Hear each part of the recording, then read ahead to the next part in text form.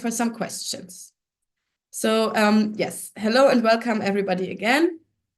This webinar series was created attached to a magazine on the European migration policy that we published last year. It was the beginning of last year. It is called 8 Years of March of Hope, which is now nearly 10 years ago. And the magazine addresses mechanisms and developments in the migration regime since 2015 and counterplays them with concrete interventions of solidarity groups along the routes. You can find the magazine or the brochure in German and English on our Balkanbrücke webpage. We as Balkanbrücke are a group of activists that mainly focuses on the so-called Balkan route or in the Balkan region, and in the context of the European Union and German responsibility towards the human rights violations that are happening along the borders. And we are mainly doing advocacy and campaign work here in Germany. This is the third webinar we did attached to the magazine. And so we always picked a topic that we discussed in the magazine to discuss longer in the webinar and invite more experts to discuss it with us. And so I will give a little bit of context before Teresa will hand it over to our guests. The current organization of the Common European Migration Policy means that countries at the EU's external borders bear much greater responsibility for receiving and registering asylum seekers than landlocked countries like Germany. Asylum seekers should claim asylum in the country of the first entry. And so for a long time, people in these countries of first entry were denied access to the asylum systems and were sometimes actively supported on their way towards other European Union countries. Then at the same time, from countries like Germany, they were then deported back to from the country from where they came from, or the country where they have been first registered within the EU under the so-called Dublin regulations.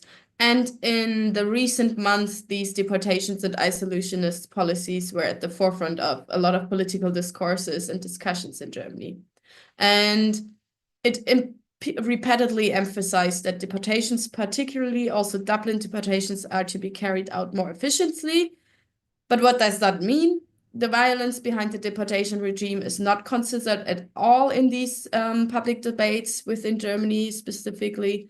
For example, the refugees deported from Germany to Bulgaria face extreme poverty, violence, and systematic neglect, which we will hear more about later in the inputs by our guests. And yes, to get a better picture of these consequences of German deportation policies and how that works, we have invited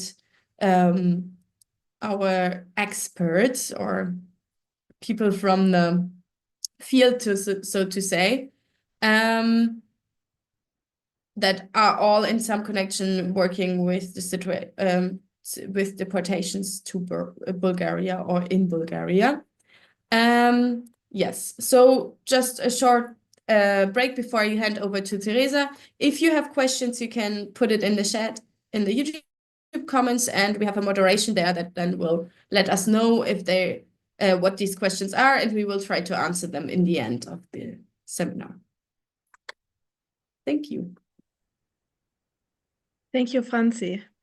I am very glad to welcome now our guests for tonight's webinar. Those are Desislava from the Center for Legal Aid, Voice in Bulgaria. The organization provides crucial legal support for people on the move in Bulgaria, as the name already says, and also engages in advocacy work. And I'm very, very happy, or we are very happy, to have local people here tonight to share their insights on the situation on the ground. Welcome.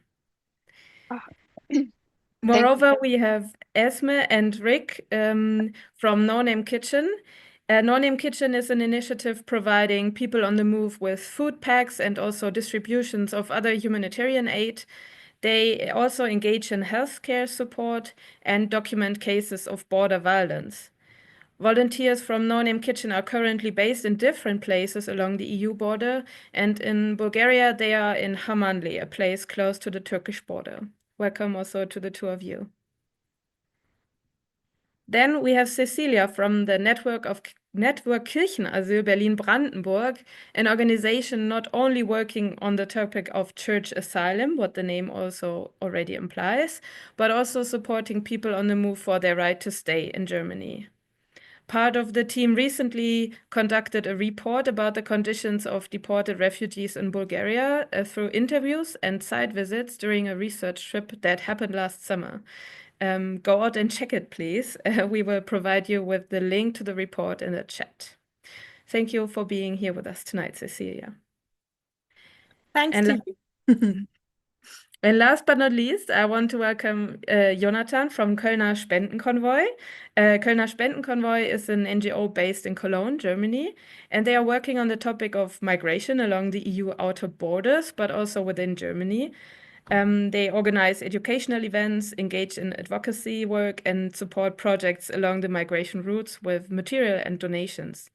In March, also, a delegation of the group went to visit Bulgaria, and they wrote down their experiences in a report that will also be shared with you in the chat. So there's lots of material to read further after the webinar. Thank you for being here with us tonight, Jonathan. Thanks for having me.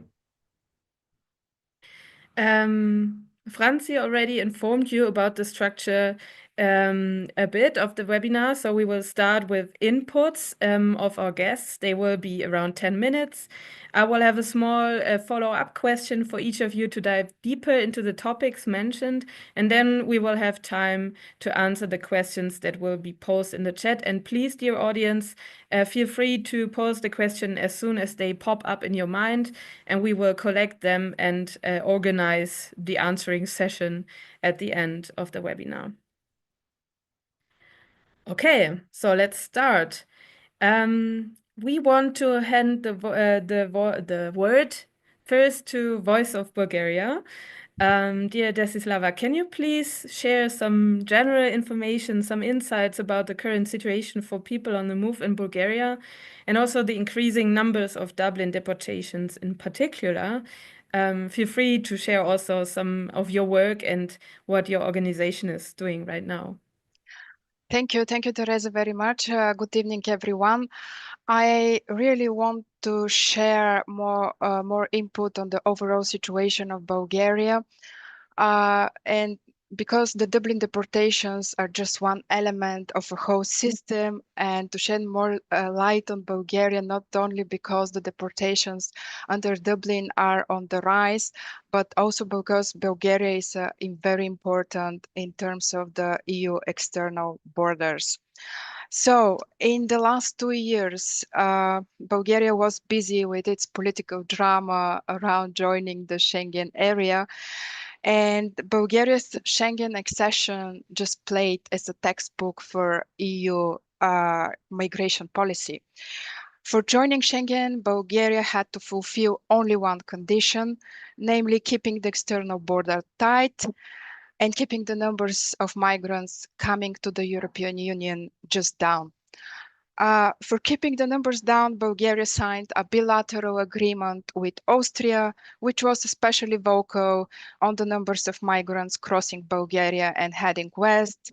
Bulgaria did a pilot project with the European Commission, exclusively testing accelerated procedures at a transit center close to the Bulgarian-Turkish border. Bulgaria also launched a framework agreement with the European Commission for starting preparations to implement the new EU Pact on Migration and Asylum. Keeping the borders tight and the numbers down had further to do with normalizing pushbacks. We hear time and again that the EU needs better migration management and its external borders. However, what does better migration management mean in reality? And what does it mean for the EU external borders? It basically means for the outside borders and for the so-called safe third countries to do the dirty job. Since April 2024, Bulgaria has started publishing monthly statistics about the number of third country nationals who, after their apprehension at the border, quote, voluntarily went back and returned into the territory of neighboring countries. According to the statistics, last year over 55,000 third country nationals attempted to irregularly cross the border, whereby over 90% of them voluntarily went back mostly into the territory of Turkey after their apprehension by the Bulgarian border police. This represents a 71% decrease from the number recorded for the same period in 2023, where the Bulgarian border officers reportedly apprehended and deterred over 175,000 third country nationals from entering Bulgarian territory. In Bulgaria, there is no independent mechanism which could confirm if the practice of third country national voluntarily going back into the neighboring countries complies with human rights. NGOs and grassroots organizations report that the vast majority of these practices actually involve pushbacks. And tightened border policies worsen the humanitarian crisis for people on the move, highlighting the growing need for search and rescue efforts, life-saving assistance, and the recovery and identification of deceased people for repatriation.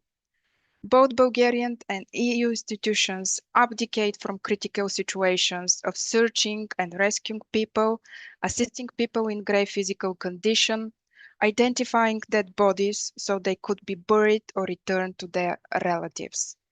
No institutions take responsibility for the crisis, leaving NGOs, hospitals, officers working on the ground to deal alone with it. Bulgaria is now busy to figure it out how to implement the EU Pact on Migration and Asylum.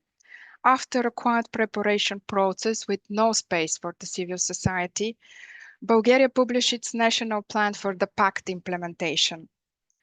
As a demonstrative example, under the Pact, Bulgaria needs to introduce preliminary screening and border procedures as new element to its asylum system. For that, Bulgaria is going to expand its closed facilities.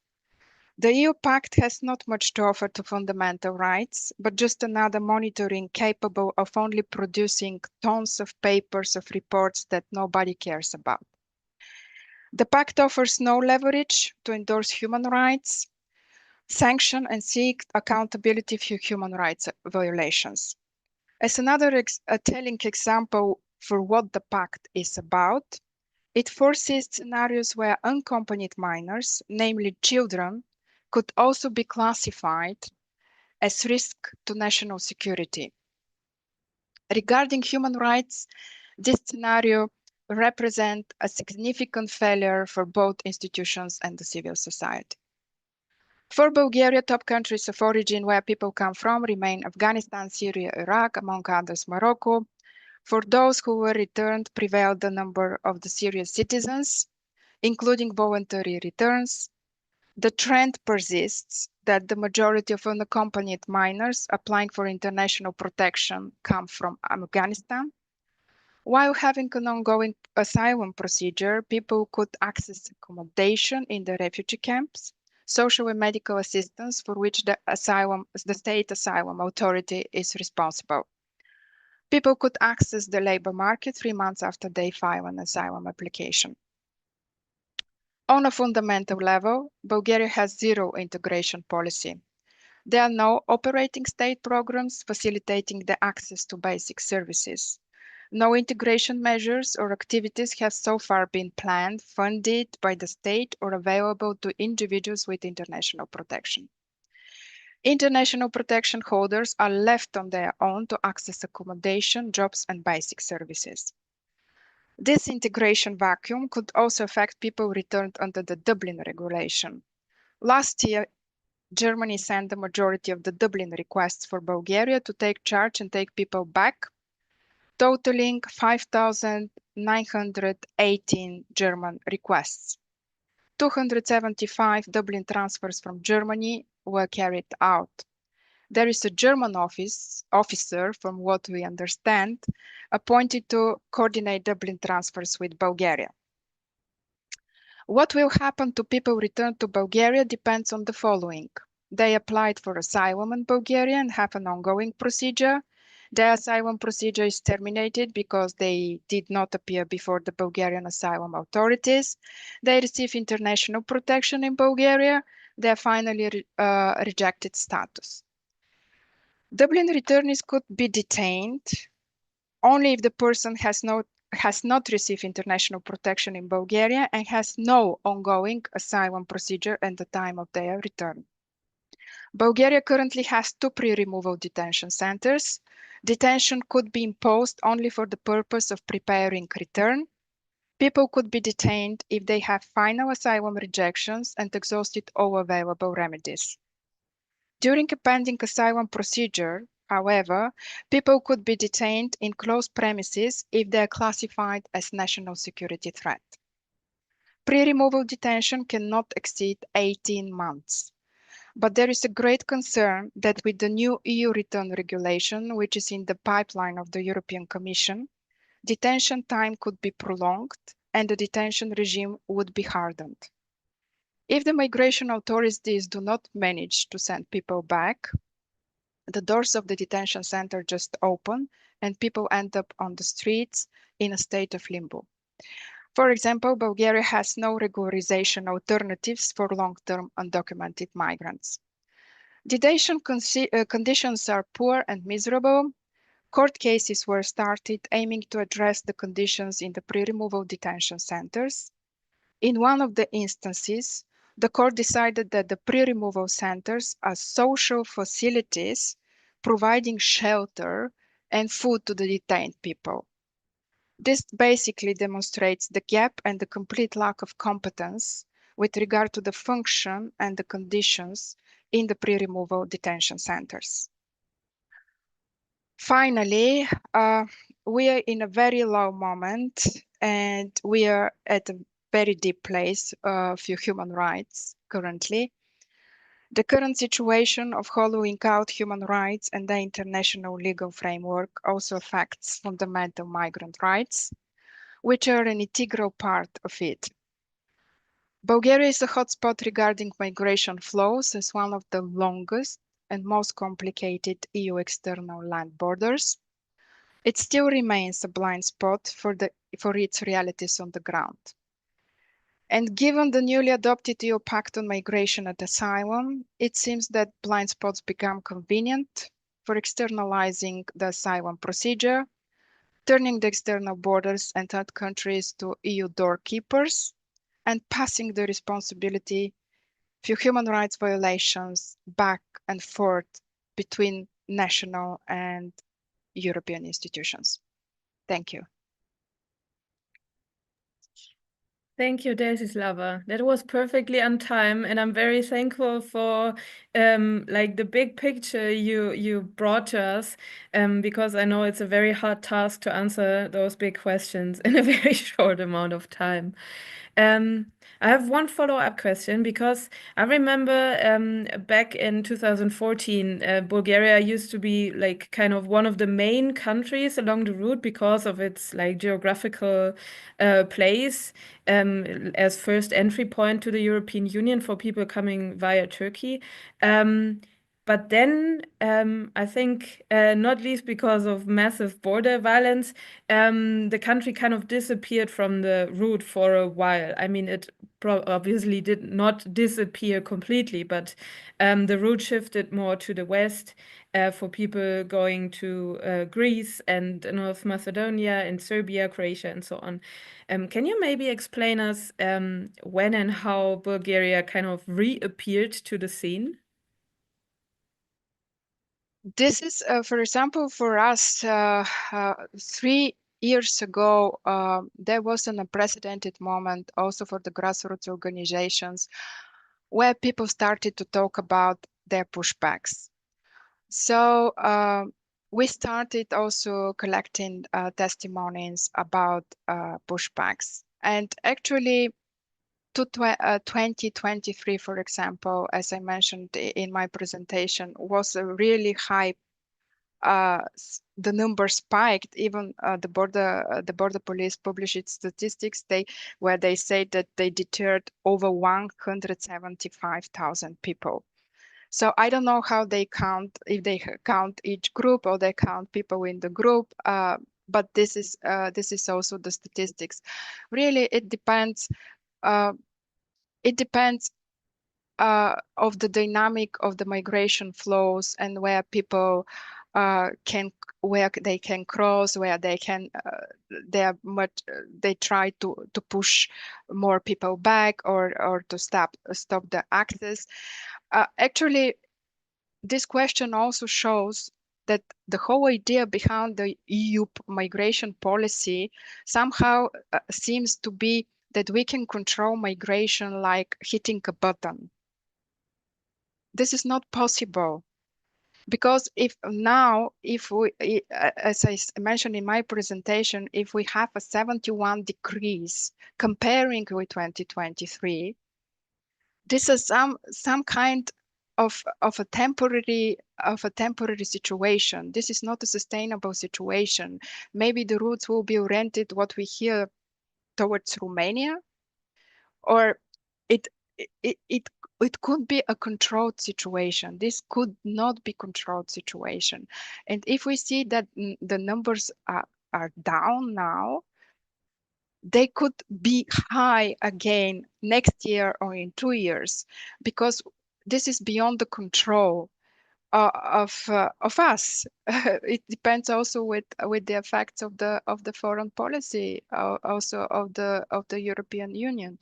So this could not be just controlled like better management at the external borders, but unfortunately, because of this constant playing, the numbers are high, the numbers are down, we do not create sustainable migration policies. We do not expand local capacities so they could be well prepared for the next humanitarian situation. And I also can give a very brief example with Doctors Without Borders. 2 years ago, they wanted to open an office in Bulgaria.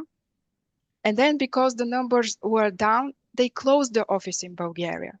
So this also demonstrates that we are like this fish in the sea, which swims with the tide, and we do not develop long-term sustainable migration policies and capacities which could respond on the ground to the humanitarian situation. Thank you. Thank you. I want to give the word now to Esme and also to Rick from No Name Kitchen, because that fits quite well. I think you came to Bulgaria with No Name Kitchen also last year, right? Maybe you can just add to the report of Desislava and tell us more about the situation of people on the move in Bulgaria, and also share some of your insights as being people who are present at the borders every day. Okay, thank you. Yeah, sorry for my background. I'm in the warehouse in Serbia because it's where the internet is best, but it's not such a perfect background. Yeah, NNK has been present in Bulgaria since 2023. Like all the places that we work, we distribute essential items, provide healthcare and solidarity along the route, and we also monitor border violence and investigate human rights abuses. Our team is based in Hamanli in Bulgaria, but they frequently visit other places around Bulgaria, responding to emergency requests, scouting throughout the whole country, visiting people in detention as well. Around November, we started to meet a lot more people in Hamanli camp who had been deported back to Bulgaria from Germany, including quite some people who had lived for several years in Germany before being deported.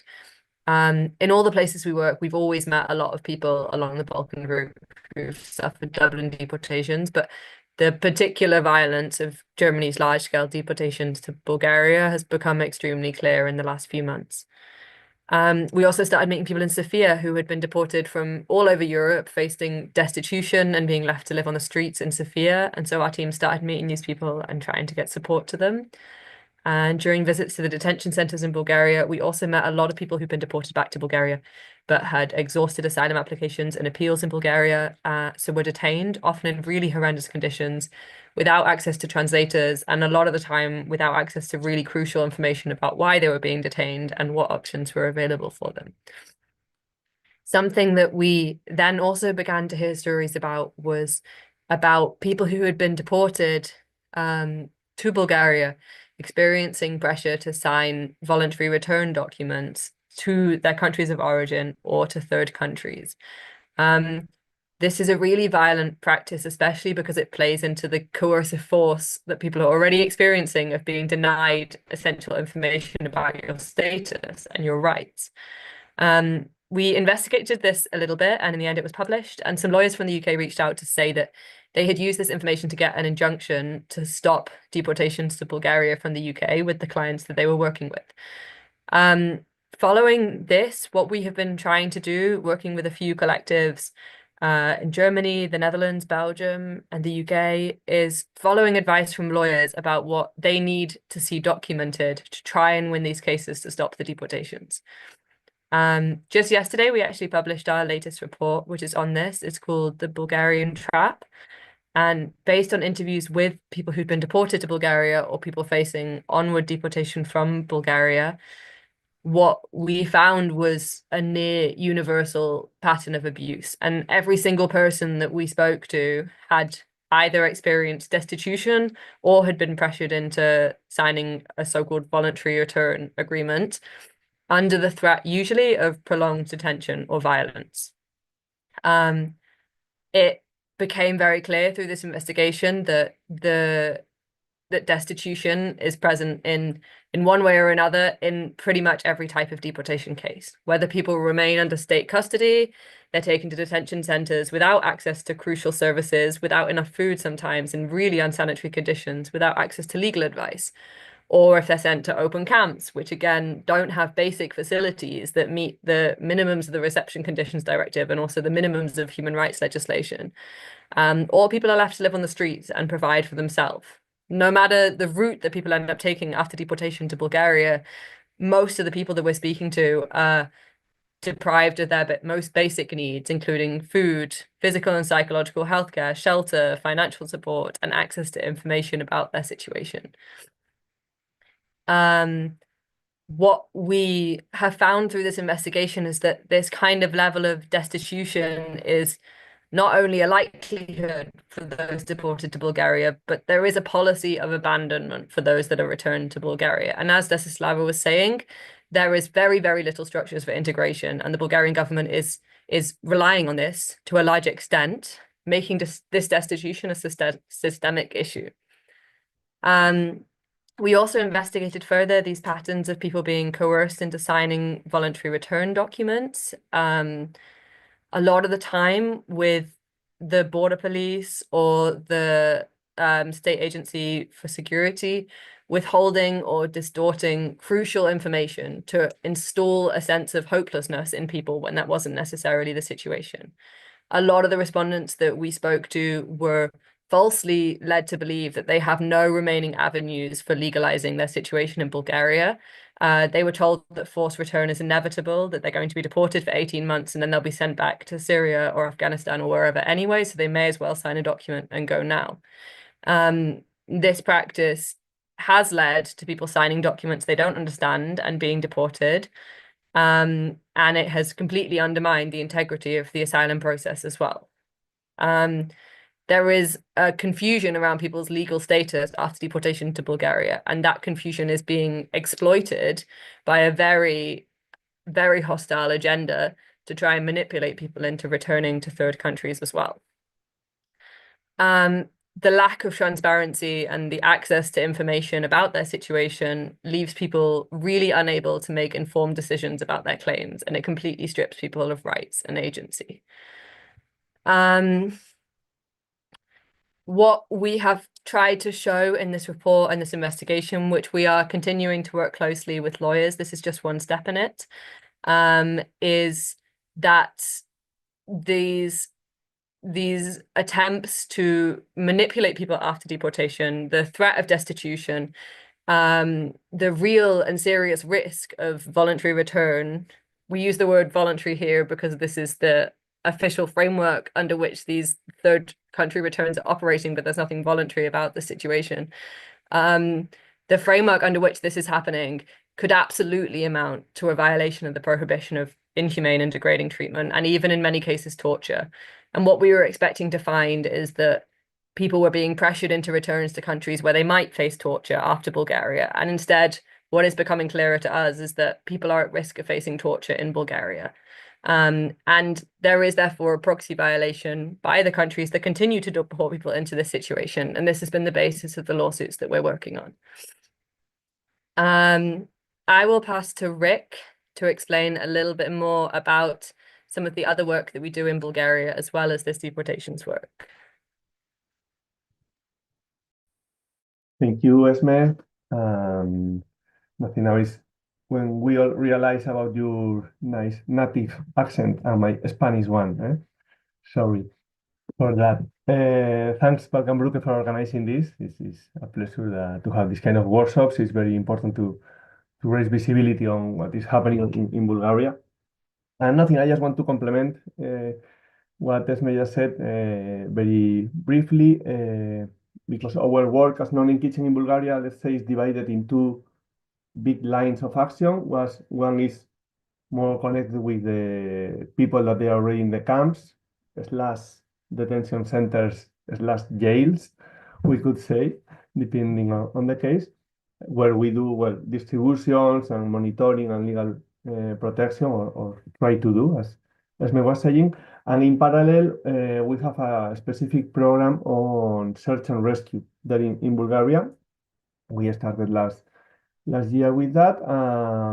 Basically, as search and rescue, that is mostly known for its operations on the sea. What we do in the southeast of Bulgaria is attending different alerts that we receive from people in distress, trying to provide assistance, mostly for people that they present some kind of medical emergency, obviously provoked because of the journey. We are talking about a very harsh environment, no? The Turkish-Bulgarian border, and people that they are risking pushbacks. No? Most of them, everybody would be normally being pushed back by Bulgarian authorities if nobody arrives or nobody tries to prevent that in the middle. Illegal pushbacks, obviously, as all pushbacks are, and nothing. So part of our mission now is very focused on that search and rescue missions. We do it together with an Italian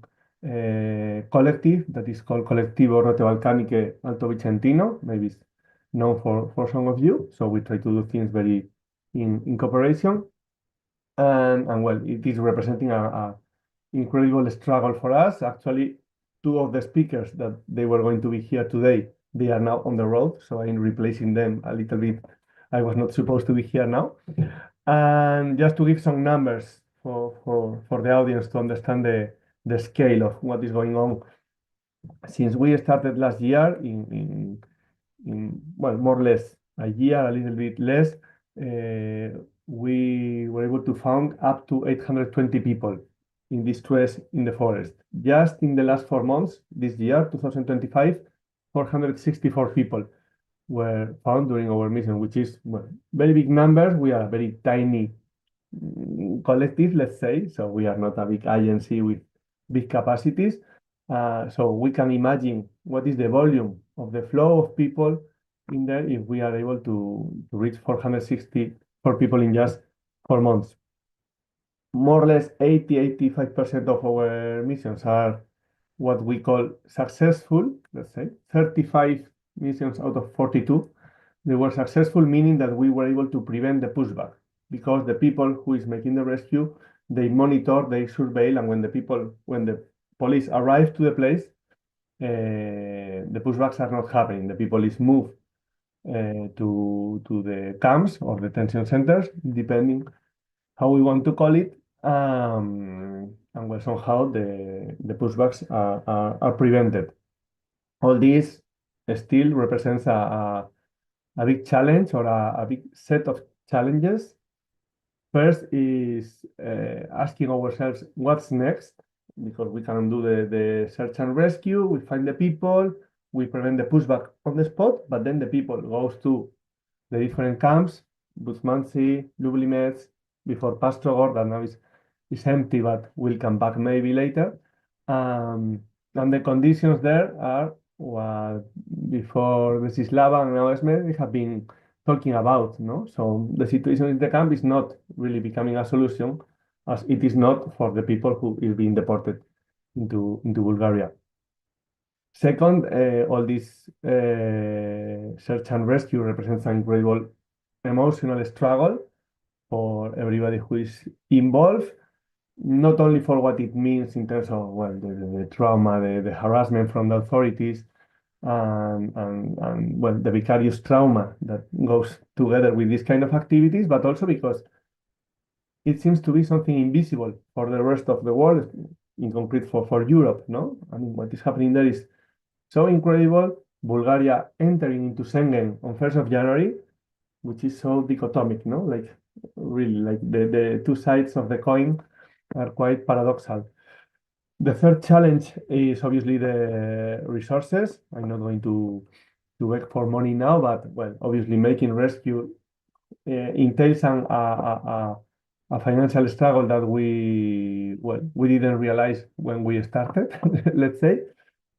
Fourth is the criminalization. Obviously, I think it's totally connected with the other topics we are talking about. How the Bulgarian administration, from the Ministry of Interior to all the layers up to local police stations, they are not aware, or if they are aware, they are not accomplishing with the legal framework. Probably they were not prepared for this kind of missions or this kind of activism on the field. But well, just to sum up, we have 25 cases now on appeal at the Bulgarian court, and everything because of accusing us of doing something illegal when actually we are just providing assistance to people inside the country. The propaganda machine has started already with some articles in media close to the government accusing us of trafficking and helping people to cross borders, when actually what we do is absolutely inland in Bulgarian side and nothing else that accomplishing with our Call of Duty, because everybody should help everybody in distress. Doesn't matter if we are in Bulgaria or in Germany, let's say, without asking for the passport. It's just you provide help to somebody in need.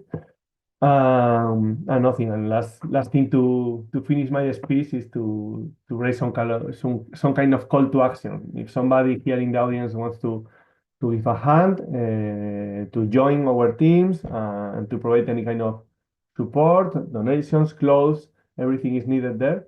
So I hope that today is also a good forum and with this voice speaker to call for everybody. Thanks for listening. Thank you, Esme and Rick, and also thank you for this very broad variety of support you're offering as being a group of volunteers. That's amazing. I want to go back to, I think, Rick, it was the second challenge you mentioned. I remember that in December of last year, you reported a disturbing story of 3 boys who froze to death near the border to Turkey. For everybody who does not know, the boys reached out via an emergency hotline that is provided by support organizations, one of them being No Name Kitchen. And following your report on that tragedy, you made multiple calls to the official 112 emergency number and attempted to reach the boys yourselves, but the Bulgarian border police even hindered the rescue attempts and did not organize rescue themselves at all. And this story was picked up by the media, at least from my impression, more than usually and reached more people than usual. But still nothing has changed. How, maybe that's a rather personal question, but yeah, you can decide how and if to answer. How do you deal with that feeling? Like that it's not a lack of evidence, but nothing seems to happen, like nothing seems to change, although you're collecting all those evidence and writing all those reports. We already have, I don't know, 2, 3, 4 in the chat already. How do you deal with that? Well, I mean, how to deal with that? I mean, it's difficult to answer about this specific topic because we live in frustration, no? In the moment that we decide to join activism efforts and to fight for human rights and basics, we are assuming that frustration is part of our daily life somehow, and how to convert this frustration into motivation is the big challenge, you know, in general. What happened on you say 26, 27 December, 3 Egyptian minors, they passed away. The rescues, they were blocked by the police, basically blocking the road, obviously ignoring the calls to 112. There were very dramatic elements in the story because the non-kitchen team, they found footprints of people around the bodies, and supposedly these footprints were from military boots or some kind of officers. So, well, it's full of difficult elements. What we did was just not only reporting, but trying to make more impactful advocacy efforts. We make a parliamentary question to the European Commission. So we work with different members of Europarlament. Up to 35 members of Europarlament sign a question letter to the Commission, to the European Commission, which is such a high number of members of Europarlament signing this kind of questions. The European Commission has replied 10 days ago, more or less, actually, which is, and the answer obviously is not good, but we could say that is better than what we expect somehow. European Commission, they are asking Bulgaria for a specific investigation about what happened. They are threatening somehow in paper not to refund the expenses of Bulgarian administration in border control, because part of the money that is spent in border control is to be refunded by the European Commission after. And they are threatening, like, if you are not accomplishing with the European Union Charter of Fundamental Rights, we will not pay you back, let's say. And the third point they are saying is that any kind of the solidarity actions cannot be criminalized, which is basically the first big statement from European Commission in this direction, not only about Bulgaria, but in general. They were always very weak, no? When all criminalizations have been happening. We know the case of Juventus or Sea-Watch in Germany, no? Very famous ones. So we are in that now. After the answer from the Commission, we are preparing a freedom of information request. So we are going to ask for more information, and at the end, it's like any big change. It requires a lot of patience and perseverance and continue until at least we raise visibility on what is happening and the Bulgarian administrations feel to be on the spotlight.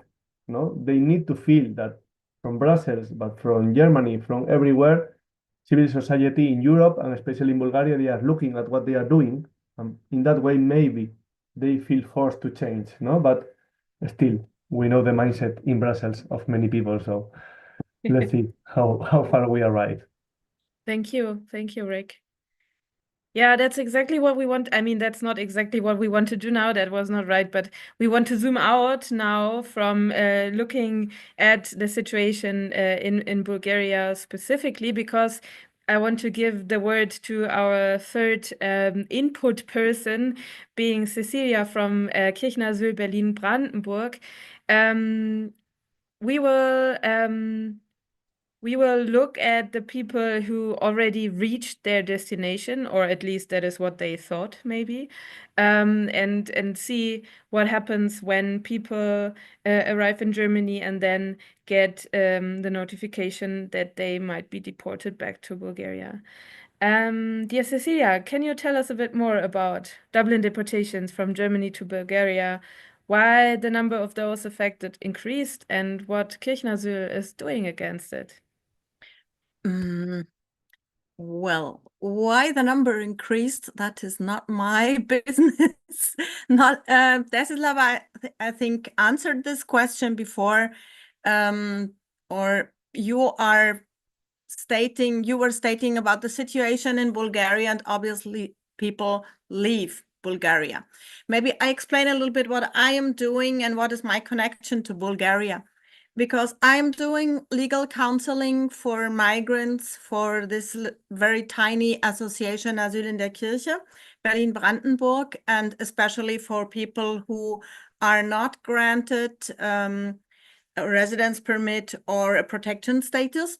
So we try to find a solution for them. And in my work, I think it was in 2023 when a lot of people, a lot of clients came and told me about their situation. They passed through Bulgaria and they told me about what they faced there. And there was such an enormous gap between what they were telling me and what the decisions of the German migration authority, BAMF, and the courts were telling us, that I decided to go to Bulgaria with some colleagues from other parts of Germany.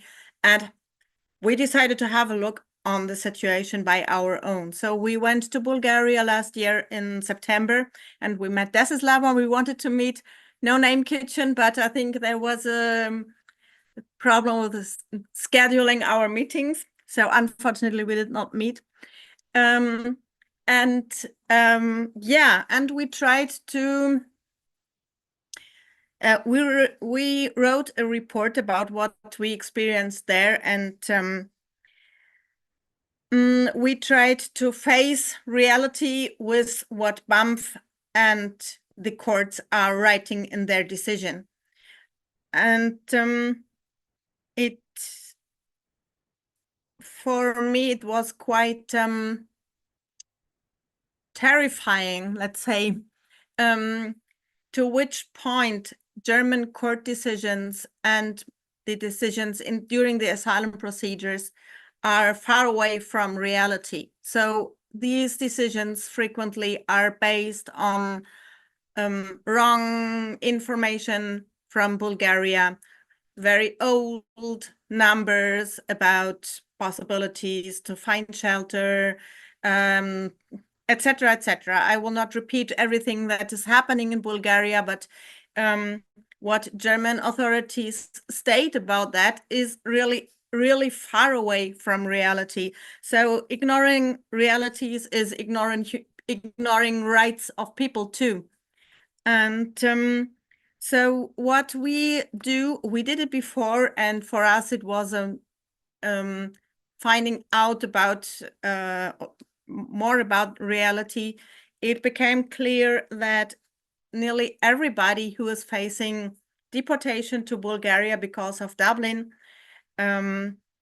is somebody who needs protection.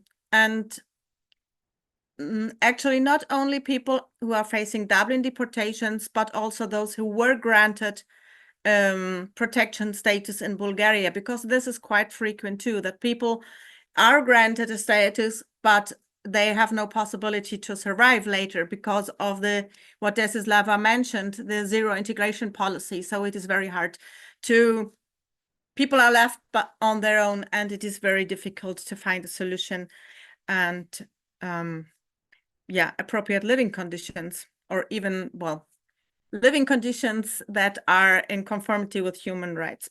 So what we do is we tried to find places in Kirchenasyl or sanctuary. Some people call it sanctuary.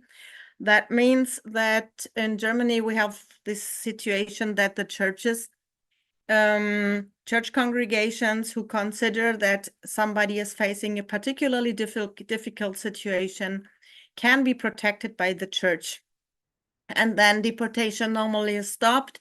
We write, or the churches write a report, explain to the authorities why they consider that this person should not be sent back to Bulgaria in this case, and should be granted a status, or at least have his or her asylum procedure in Germany. And the problem is that church asylum is something that is not legally provided. It is just a voluntary thing offered by some churches.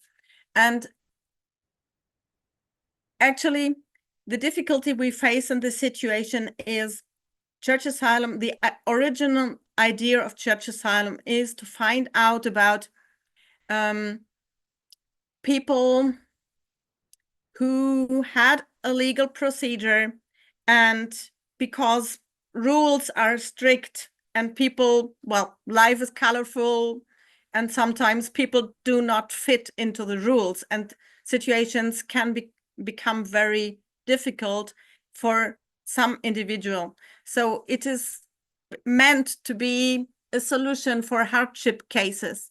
But what happens in Bulgaria or with people under Dublin regulation is not that it is an individual problem, but these are systemic problems. So church asylum cannot solve these problems. It can be a solution for individuals, but it cannot solve the whole problem. And it cannot because it's not meant to do so, and it cannot because we don't have so many resources.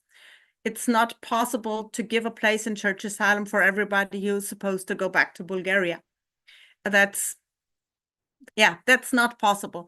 But we try, and as we have to file an explanation for every single case, every single person, we try to give, well,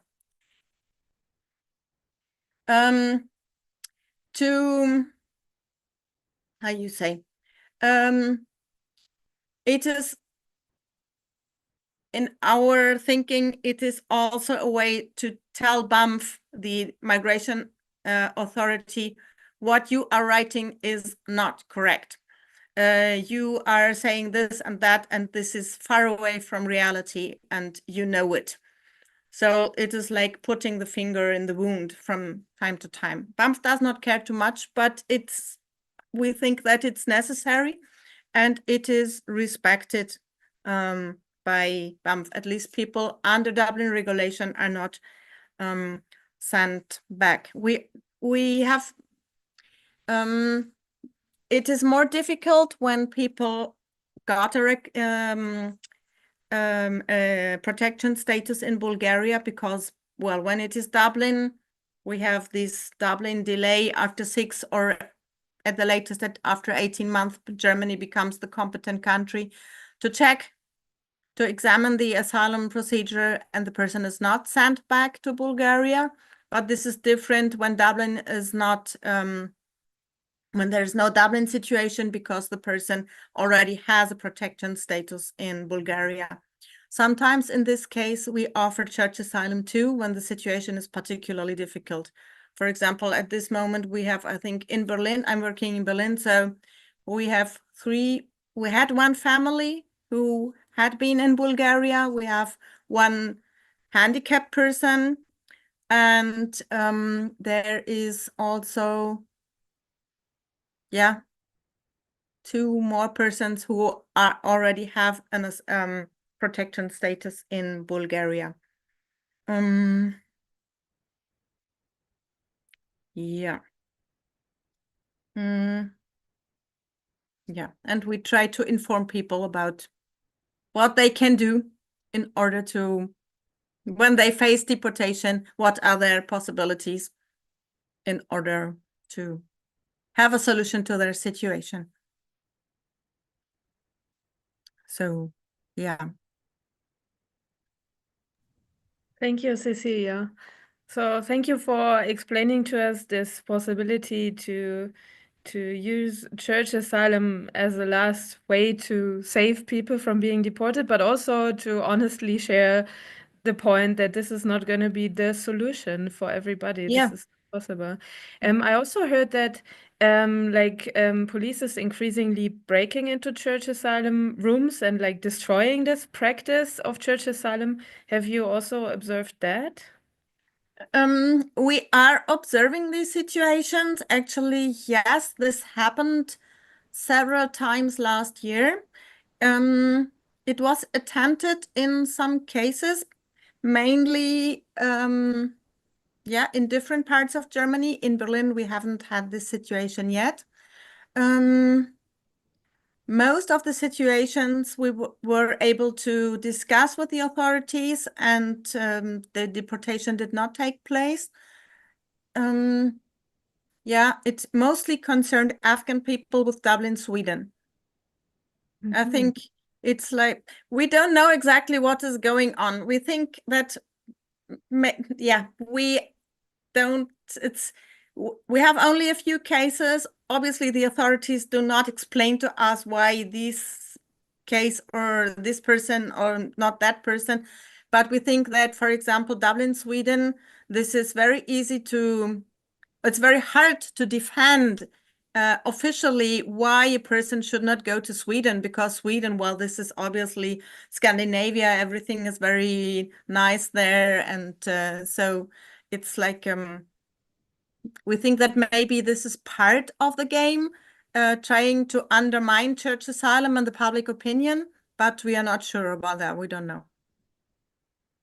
It does not happen very often, and frequently there is a negotiation between the churches and the authorities, so that in the end the deportation does not take place. Okay, thank you. I hope we will find some time to talk more also about other ways how deportations can be prevented, or what we can do actually to change the situation for those affected who do live in Germany currently. But before we do that, I want to give the word to the fourth input. Jonathan, I want to give you the word. We already heard that you have also been to Bulgaria recently with a small delegation of Kölner Spendenkonvoi. What are the things that strike you the most, and what would you say, what are ways we can actually support people on the move and solidarity structures in Bulgaria from afar, if there's something you can say about it? Yeah, thank you. Thank you for having me. I think basically everything is covered, but maybe I will start with a personal story, because it was now the 14th trip I did to the EU outer border. And when I started 2016, or when I compared to 2018 in Bosnia, back then it was also horrible pictures there, and the living conditions were horrible, but it was also a little more due to the fact that there was a vacuum. Like there was no state or government, no government trying, to solve the problem, but people were a little bit left behind. And what we have now is that you have this aggression done by a state, by a government, by the European Union, or funded by the European Union. And seeing that, how this changed over the years, that you really see how the situation is in Bulgaria and how the living conditions are, and how dehumanizing everything is. It's just horrible. So maybe having some examples. We were in Butzmansi. This is one of the detention centers. It's basically a prison, but it's worse than a prison because it does not have any standards. And being there and speaking with the people, like you have one room where you can speak with the people for 30 minutes, more is not allowed. There are the pictures of Frontex where they invite the people to going back to their countries, and speaking with the people, and the people haven't done everything wrong. They are in this prison for several months, and they're just allowed for half an hour per day to getting out, not of the prison, but getting out of their cell. This is like not normal. And what Desislava already said, if you're a security threat, and maybe you're also a minor, you can be ending up in these prisons. And see this brutalism is just, driving me crazy. And this was also really hard this time, seeing that. Um, what one thing what wasn't mentioned, like in the current discussion in Germany, it's always like, yeah, the people were already registered in Bulgaria, so we should bring them back. And let us, for one moment, putting apart that, you deport people in a country where they're facing torture, where they're facing violence, where they're facing dehumanization, and so on and so on. Putting that on side. If you look into Bulgarian politics, like this country had for the last 4 years, 7 different governments. And we know already in Germany what happens if what populistic parties are doing with the migration question. And it cannot be in the favor of the European Union, it cannot be in the favor of Germany, to destabilize the Bulgarian government and Bulgarian politics. So it's so bloody short-sighted at the moment, also on a political level. And yeah, maybe having some numbers, because we had this the story from Rick with the 3 miners from Egypt. If we look into 2023, we had 70 dead people who were officially counted in 23, and the dark number is quite higher, and that we have a situation where the European Union is changing the politics to, we want to show everybody this is a violent place. It's it's hard to see, but they're doing that. And sometimes in Germany you have the saying, the EU failed. No, they're not failing. They're exactly doing what they want to. Like, there's a strategy, and the strategy is working. Like, having for the first time people in Bulgaria, speaking with them, and they're saying, okay, now we try to getting smugglers to going back to Turkey because there's an informal market where I can work. This is, even in a short period, like, the whole thing changed a lot. And what can we do as a civil society? You know, in 2016-17, the civil society went on the streets. They challenged their politicians. And now, at least in Germany, like, if you have the public discourse, there is no mentioning about Bulgaria. Like, there are just few reports. One of them is from Sicilia, in German. So there is no coverage of the topic. And I think we have to come back where the civil society is pledging for a different politics, and at least saying, okay, the people should be there in dignity, and they should be in safety, and children should have the access to education, and so on and so far.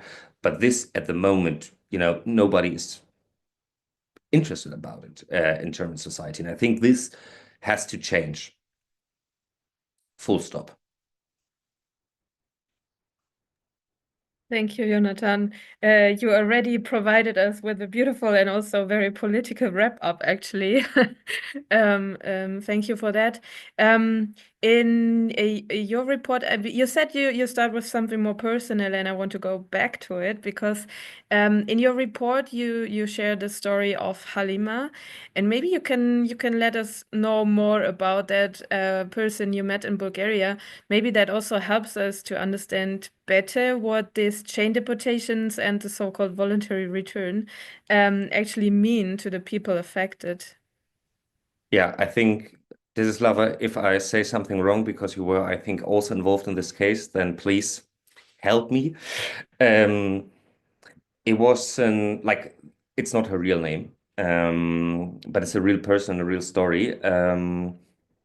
It was a young woman who went with, like, her family is already in Herford, North Rhine-Westphalia, and she went from Syria over Bulgaria, was there in the camp Hamanli, stayed there for a couple of months, and then for some reason, her ID card, not like her camp ID card, was taken away.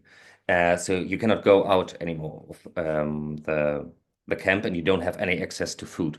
So she said, okay, she decided, okay, I go now to Germany, went there, stayed there a couple of months, was deported, like first in detention center in Bavaria, then was deported to Bulgaria, and then what we heard before from Desislava, she had two opportunities: staying 18 months in a prison, which is not a prison because it does not face any standards, or being deported back to Syria. And now she lives alone in Damascus. And this is one example of somebody, who could apply for asylum. Her family is already in Germany and has asylum, and so on and so far. And deporting this 19-year-old girl, now she's 20,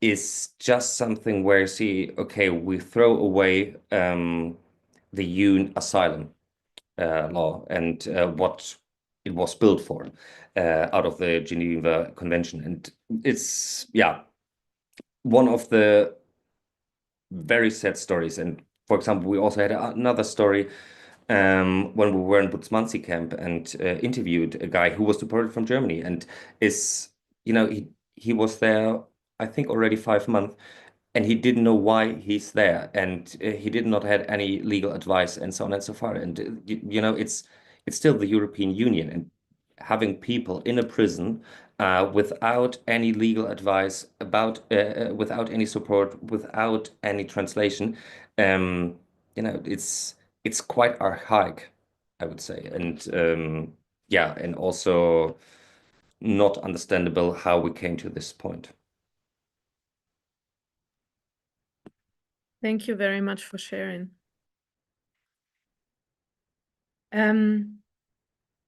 Yeah, I'm full of questions, of input, of ideas and thoughts, and I want to kind of open the floor for questions from the audience. And I saw we already have some, and I also have some backup questions. So maybe Franzi, you can choose one of the questions to start with. Yeah, I think I would start with the question from the chat about the role of Frontex in the detention centers in Bulgaria, and then how they are connected to the voluntary returns. From the chat itself, it was more directed to Desislava and Esme, I think. But we could also maybe talk about the connection is in Germany, if Frontex is part of the actual deportations from Germany as well. Afterwards. So I would, Desislava or Esme, who wants to pick up the question first? Okay, maybe I can start. Thank you. That Esme would add on Frontex. Frontex increased their presence in Bulgaria, especially with the pilot project with the European Commissions for the last 2 years. You know that Frontex has a fundamental rights office. I think this is another example, also what I mentioned with regard to the pact, where you have a monitoring system with no leverage at all, which means that they just produce recommendations that nobody really reads. And this is the question which is very pressing, that the human rights have no leverage to endorse human rights and to sanction human rights violations. So everything offered to human rights is just paperwork. Yes, they increased their presence. They're present in the detention centers. Also, we see from the implementation, the national implementation plan, that they are pretty much involved in the so-called voluntary returns. Also, we are visited by their fact-finding missions from the Fundamental Rights Office twice a year. And yes, they're present at the borders, as I could add on that, but basically it opens the situation where it's another example when EU institutions and national institutions pass the responsibility like a pinball between themselves. No, Frontex was there, everything is fine. Oh, no, it's the member state, we cannot intervene. So we see, because I want I think it's very important that we should understand that everything has a context, prehistory and history. And these are models of managing migration where it becomes very difficult to allocate responsibility because it becomes very vague. Also, the border control remains very complicated, becomes very complicated. You have Bulgarian border police, you have military units of Bulgarian military units, you have Frontex. So you cannot expect from someone coming and crossing the border in a very humanitarian situation to say, oh, it was the members of Frontex, I saw their identification signature, oh no, it was the border police, or it was the military unit. It's very difficult for someone, for a kid coming, unaccompanied minor, to identify who was responsible for this pushback. So the whole border control becomes very complicated to allocate responsibility. And also there are these models of passing responsibility back and forth like a pinball. So these are models we are facing, and I think also with the Dublin regulation and everything, maybe in a year we have another level of conversation with the whole thing around the European Pact. Just a quick interruption, because there was a follow-up question in the chat on which national implementation plan you The are Bulgarian talking plan about. national. Every member state has to publish its implementation plan. The deadline was December last year, and Bulgaria published it. The civil society was in its majority, wasn't involved in that, but also the whole process around the EU Pact was very, very formal for the civil society. And also the pilot projects in Bulgaria happened basically behind closed doors for the civil society. No civil organization was invited and involved in this. And this is also a big deficiency, and this creates this patchwork situation, because basically the civil organizations are those who work on the ground, and they see in reality how policies, which effects policies have in the reality. So if you exclude them, you don't know what effects your policies produce, basically. Thank you so much. Esme, do you want to add something, or should we move on to another question?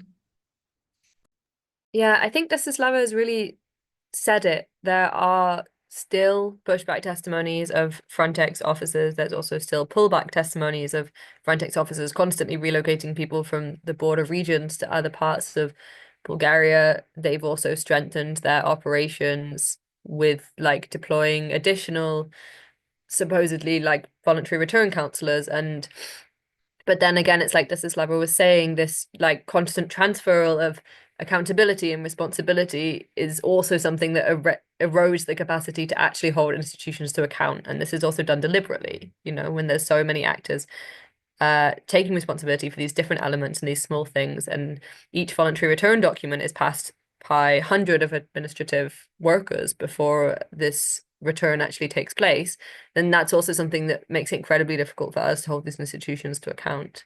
But yeah, I think Desislava already said it really. Thank you. We have another question from the... Is this a finger, Cecilia? Yes. Okay, then go ahead, please. Thank you. I would like to add something, because as you have already been saying, all this, what is happening, what we are mentioning is perfectly known by the authorities, and it is deliberately not taken into account. All the authorities know it, and they use old numbers, they use stupid arguments, they ignore it voluntarily. So if I can find out it, German migration authority can find out too. So that's not all these numbers, everything is published. So it is very easy to know for everybody. If they don't take it into account, it is because they don't want. And I totally agree with Jonathan.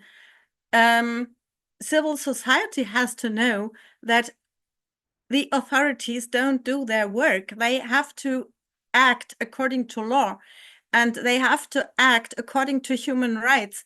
And for me, this is one of the, well, obviously it is in every single case a violation of rights, but it is also in a certain way undermining our whole system. All our societies are supposed to be based on law, on human rights.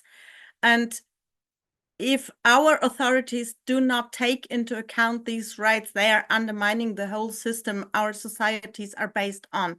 So I feel that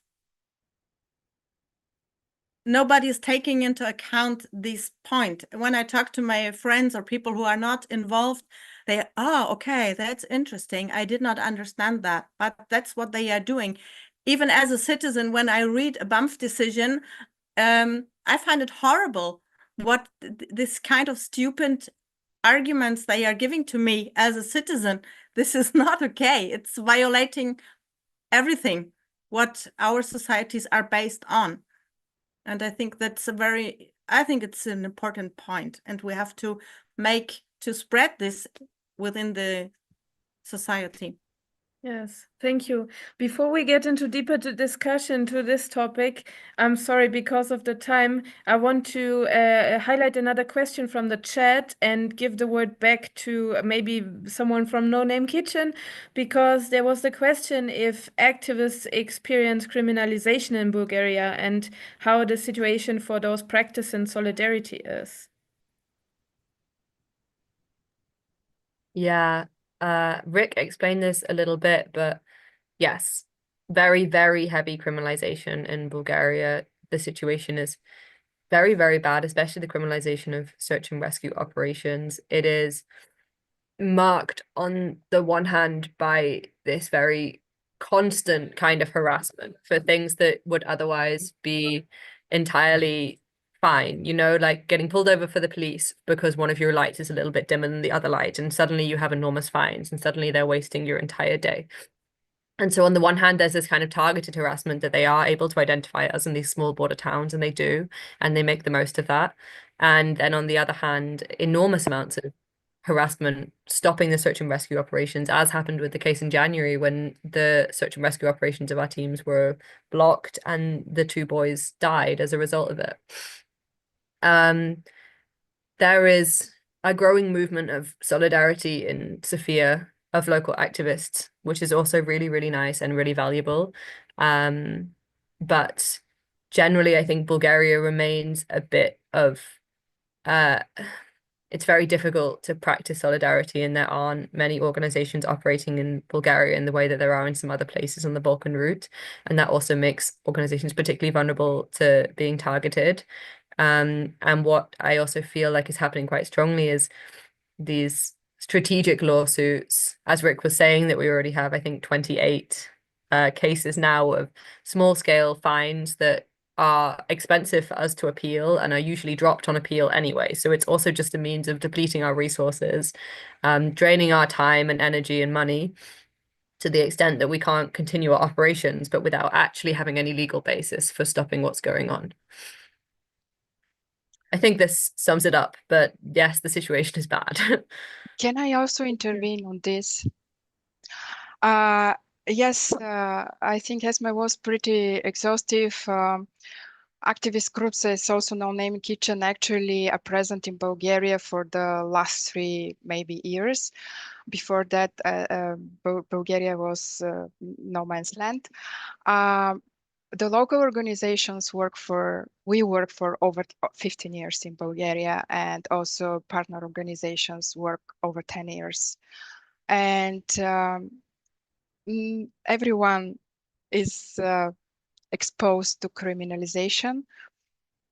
There is a slight difference when someone can come and then pack the suitcase and go.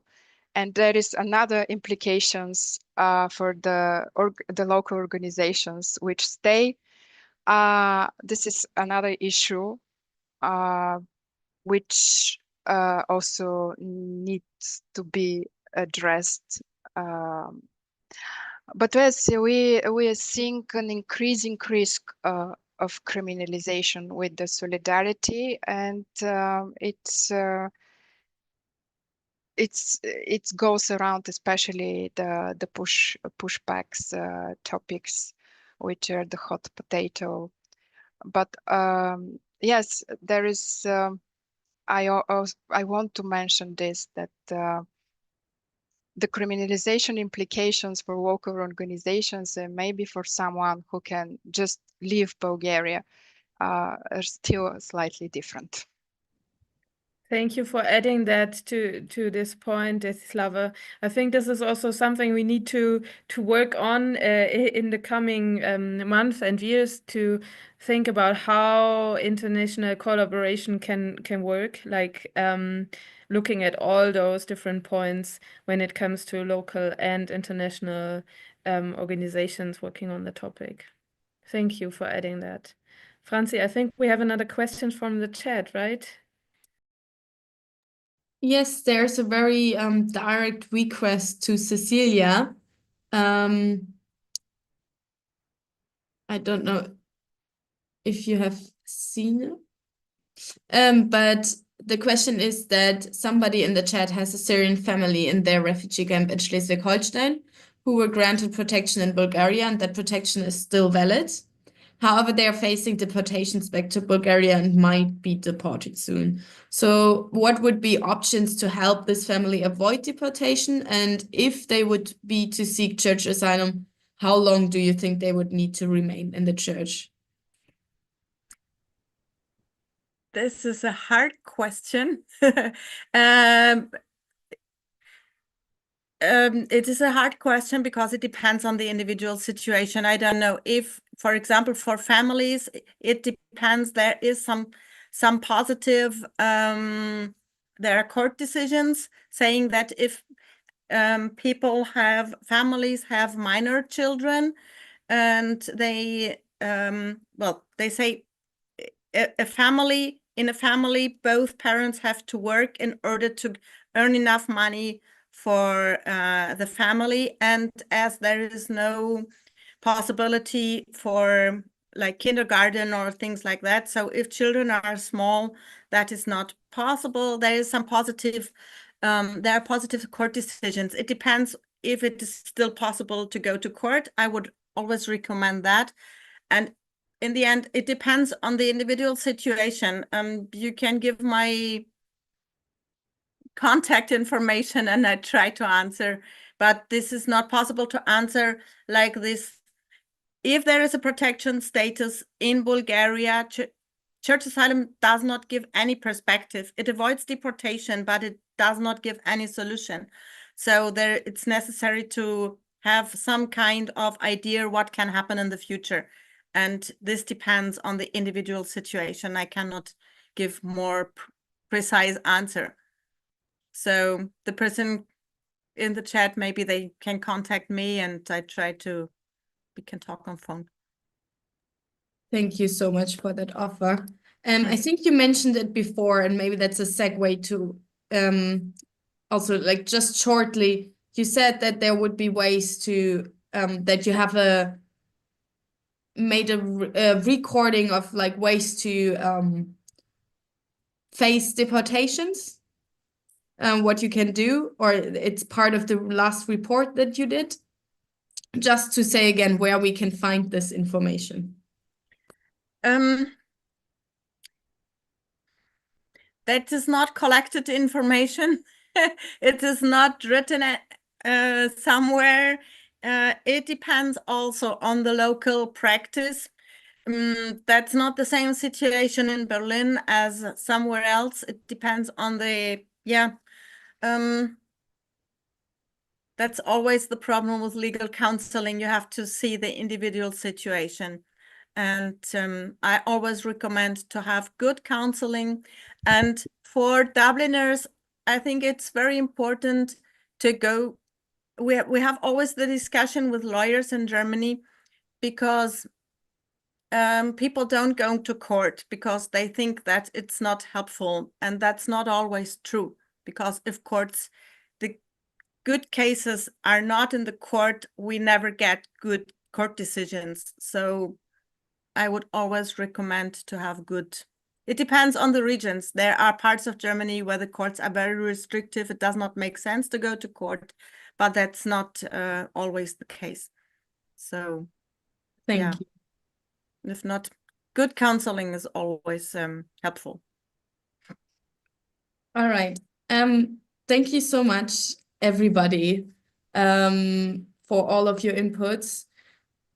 Sadly, we're gonna have to come to an end right now. We are reaching 7:30. I would like to say also thank you to everybody in the chat that has participated and stayed around until now. Maybe as options to what can we do here in Germany? We can donate either directly to, for example, the Center for Legal Aid Voice of Bulgaria, but also to NNK or us or the Spendenkonvoi, I guess Kirchenasyl as well. I'm not so sure. Yes. Probably as well. Our emergency pot is an emergency pot. So if it's filled up, we can help organizations like the Center for Legal Aid, Voice of Bulgaria, and sometimes also No Name Kitchen that are in the field at the moment at the borders in mainly Serbia and Bosnia and Herzegovina, and now also Bulgaria.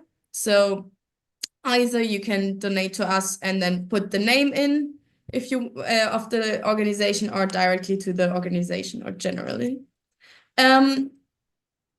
We are also if you don't have the money to donate, maybe you can donate your time. Balkanbrück is always looking for more people to join us that help with the advocacy work here in Germany. I guess if you want to volunteer in other ways, there's probably also options with the other groups. But for us, we have upcoming events. For example, we are in Dresden in 2 weeks on the 24th on the ZAK festival, and there we are going to be on other festivals in Berlin, in and around Berlin and Cologne over the summer, to where you can find us, where you can get information, where you can buy merch and donate, and just talk to us. And we are also happy to organize another webinar, maybe on topics that are suggested by you, the people who are now watching us. Maybe you can reach out on Instagram. With a little bit of time in advance, we can organize another webinar like this. And we are also happy to give talks about the Balkanbrücke, the so-called Balkan route, and related topics within Germany. Yes, or maybe on the words of Cecilia and Jonathan from before, in the middle of it, join civil society groups. We all need to stand up. We all need to stick together. So get active. And yeah, thank you also from the chat. I'm just delivering the message. And yes, thank you all for joining.